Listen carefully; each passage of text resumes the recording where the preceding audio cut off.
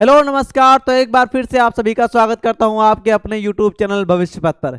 जैसा कि हम लोग एक स्पीड बैच की जो हमारी सीरीज है उस सीरीज को यहां पर हम लेकर आए हैं, जो हमारा यूपी बोर्ड का एग्जामिनेशन होने वाला है उस एग्जामिनेशन को मतलब नजर में रखते हुए कुछ महत्वपूर्ण प्रश्न को यहाँ पर हम लोग डिस्कस करेंगे। यहाँ पे 100 प्रश्न की हमारी जो पूरी सीरीज है वो चलने वाली है। तो आज का जो प्रश्न है जो कि आपकी बोर्ड के एग्जामिनेशन के लिए बहुत ज़्यादा इंपॉर्टेंट होने वाला है, वो प्रश्न क्या है जो कि आपके बोर्ड एग्जामिनेशन में आप अगर ध्यान से देखेंगे तो ये 2021, 2022 और 2023 मतलब लगातार ये पूछा जाने वाले प्रश्न है। किसी ना किसी रूप में आपको ये प्रश्न कहीं ना कहीं देखने को जरूर मिल जाएगा। यानी कि कभी कभी ये लॉन्ग आंसर टाइप क्वेश्चन में पूछा जाता है, कभी कभी आपको ये शॉर्ट आंसर में पूछा जाएगा। यहां से आपको चीजें जो हैं वो समझनी बहुत ज्यादा इंपॉर्टेंट है। तो यहां पर देखो क्या लिखा है, when was French revolution held. पहले क्वेश्चन का आपको आंसर क्या देना है, when was French revolution held, यानी कि फ्रांस की क्रांति कब हुई थी। फ्रांस की क्रांति कब हुई थी, तो हमें पता है फ्रांस की क्रांति कब हुई थी, 1789 को हुई थी। और डेट क्या थी हमारी, तो डेट थी हमारी 14 जुलाई, यानी कि 14 जुलाई 1789 को हमारी फ्रांस की क्रांति हमें देखने को मिलती है।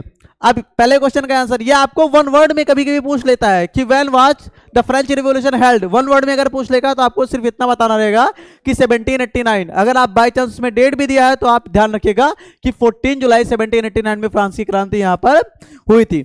इसके बाद अगर हम बात करें जो दूसरी हमारी बात है, तो यहाँ पे लिखा है what was it's main causes. यहाँ पे हमें फ्रांस की क्रांति के साथ साथ उसके कुछ महत्वपूर्ण कारणों पे भी बात करनी है कि ऐसे कौन कौन से रीजन थे, ऐसे कौन कौन से कॉजेज थे जिसकी वजह से फ्रांस की क्रांति यहाँ पर हमें देखने को मिलती है। और उसके बाद तो आपको पता है फ्रांस की क्रांति हुई, उसके बाद तो बहुत कुछ यूरोप में आपको चेंज होता हुआ दिखाई देगा, ना कि यूरोप में बल्कि पूरे वर्ल्ड में आपको इसके प्रभाव देखने को मिलेंगे। तो यहाँ पे देखो क्या लिखा है, द फ्रेंच रिवॉल्यूशन, यानी कि जो फ्रांस की क्रांति थी, was a time of social and political upheavals. तो यहां पर आपको सामाजिक और पॉलिटिकल का मतलब होता है राजनीतिक। यहां पर सामाजिक एंड राजनीतिक उथल पुथल आपको देखने को मिलता है, जिसकी शुरुआत होती है आपका 1789 से, और ये कब तक चलता है तो 1799 तक, यानी कि 1799 तक ये हमारी ये जो रिवॉल्यूशन का टाइम है ये चलेगा। और 1799 में बेटा क्या होता है, जो हमारा नेपोलियन बोनापार्ट है, नेपोलियन बोनापार्ट क्या होता है, फ्रांस का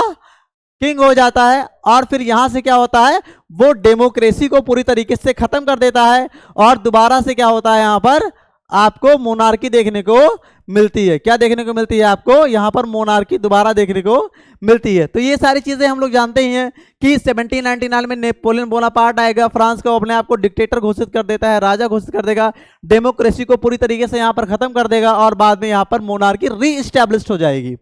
आगे यहां पर क्या बात की जाती है, तो इसके जो मुख्य कारण हैं, क्या क्या मुख्य कारण थे इसके बारे में अगर हम बात करें तो यहां पर देखेंगे पहला कारण है सोशल कारण।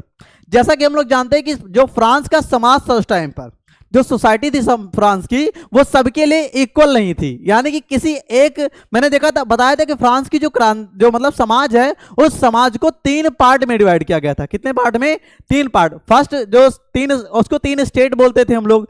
फर्स्ट स्टेट जिसमें कलर्जी के लोग रहते थे, यानी कि जो आपके चर्च से रिलेटेड होते थे, पादरी वर्ग के जो लोग होते थे वो रहते थे। सेकंड में हमने मिनिस्टर्स एंड किंग्स की बात की थी, यानी कि वहां के जो उनके मिनिस्टर्स थे और जो किंग हुआ करते थे उनके बारे में हमने बात किया था। अब यहां पर क्या होता है कि जो फर्स्ट और सेकंड स्टेट के लोग थे उन्हें किसी भी प्रकार का कर तो देना नहीं होता था, ठीक है, उनको किसी प्रकार का टैक्सेशन नहीं देना होता था, उनको कुछ बर्थ राइट्स दिए गए थे, कुछ प्रिविलेजेस मतलब प्रोवाइडेड थे। तो यहां पर समाज एक तो अनइक्वल था, दूसरी चीज समाज में एक्सप्लॉयटेशन बहुत ज्यादा था।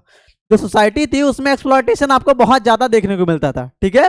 यानी कि समाज में आपको एक तरीके से एक पार्ट का एक्सप्लॉयटेशन का मतलब होता है शोषण होना। शोषण आप लोग आई थिंक रिलेट कर पा रहे होगे, ठीक है, तो शोषण होना, ठीक है। तो यहाँ पे किसी एक पार्ट को क्या किया जाता था, बहुत ज्यादा शोषण झेलना पड़ता था, और बाकी दो जो स्टेट थे उनको किसी भी प्रकार का ना कोई टैक्सेशन देना है ना कुछ, ऊपर से उनको क्या किए गए थे, कुछ मतलब बर्थ राइट भी दिए गए थे। तो समाज का जो था वो समाज अनइक्वल एंड एक्सप्लॉयटेटिव था, ये यहां पर आपको ध्यान में रखना है।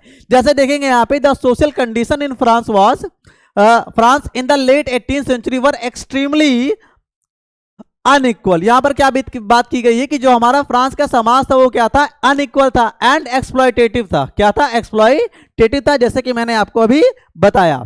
अब यहां पर अगर हम दूसरे कारण की बात करेंगे तो यहां पे दूसरा कारण देखते हैं, इकोनॉमिक रीजन क्या था। अब देखो क्या हुआ, फ्रांस लगातार काफी टाइम से क्या कर रहा था, युद्ध लड़ रहा था, बहुत सारे युद्ध फ्रांस में हो रहे थे।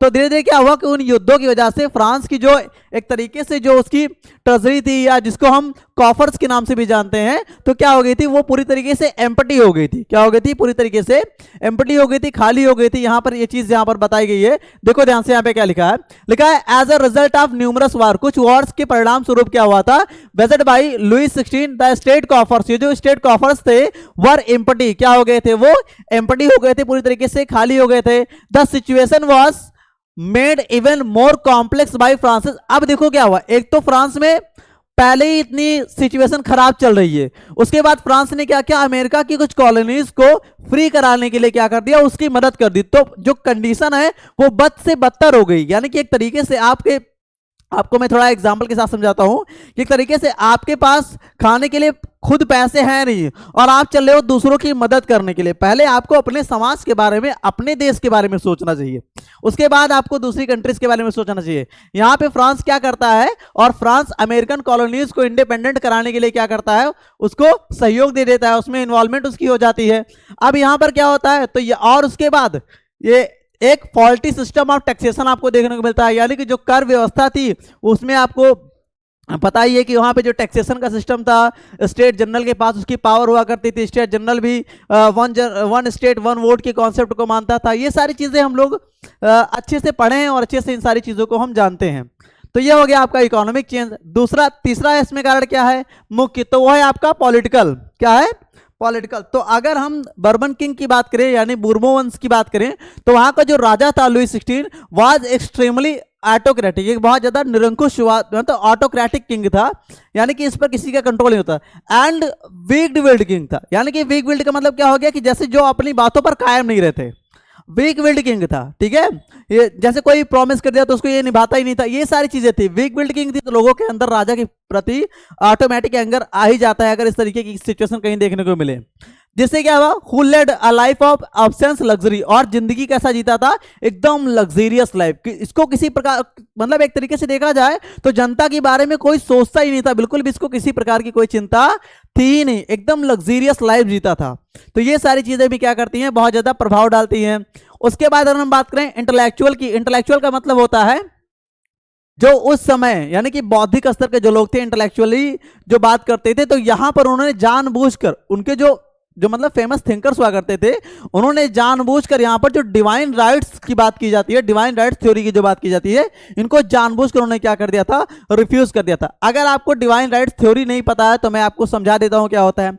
डिवाइन राइट्स थ्योरी में यह बात की जाती है कि जैसे राजा के पास जो पावर्स हैं, जो राजा के पास पावर्स हैं, यानी कि जो मोनार्कियल मतलब मोनार्क के पास जो पावर है वो उनको डायरेक्टली फ्रॉम गॉड मिली है। ठीक है, वो ऐसा मानते हैं कि उनको बाय बर्थ ये पावर दी गई है कि वो जाके एक टेरिटरी पे रूल करें। तो ये बातें होती हैं आपका डिवाइन राइट्स थ्योरी में, ये सारी बातें की जाती हैं। तो इसको जो वहां के जो थिंकर्स हुआ करते थे, उन्होंने जानबूझकर इसको क्या कर दिया है, रिफ्यूज कर दिया। क्या कर दिया इसको, उन्होंने रिफ्यूज किया। Refusal by the French thinkers of the divine rights theory. यहां पर क्या बात की गई है, the 18th century was marked by the conscious refusal. क्या लिखा है इसमें, कॉन्शियस रिफ्यूजल की बात यहां पर की गई है।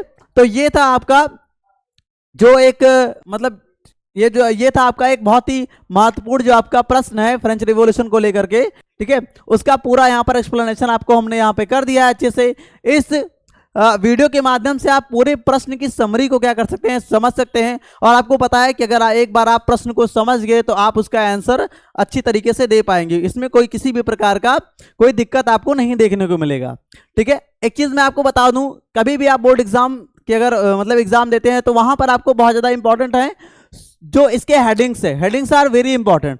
तो आप हेडिंग्स को ध्यान में रखिएगा। बाकी कहानी तो आप अगर आपको पता है अच्छे से तो आप कहानी अपने हिसाब से अच्छे से क्या कर सकते हैं, उसको लिख सकते हैं। इसको 2-2 लाइन में भी अगर आप एक्सप्लेन कर देंगे तो आपको अच्छे मार्क्स यहाँ पर मिल जाएंगे। तो ये थी आज की जानकारी जो मैंने आपको मतलब ये थी आज के क्वेश्चंस की जानकारी जो मैंने आपको इस वीडियो लेक्चर के माध्यम से आपको यहाँ पर प्रोवाइड की है। तो तब तक के लिए आप लोग जो आपकी स्टडीज वगैरह है उसको करते रहिए, ठीक है। स्वस्थ रहिए, मस्त रहिए और जुड़े रहिए भविष्य पथ के साथ अपने उज्जवल भविष्य के लिए। Thank you so much.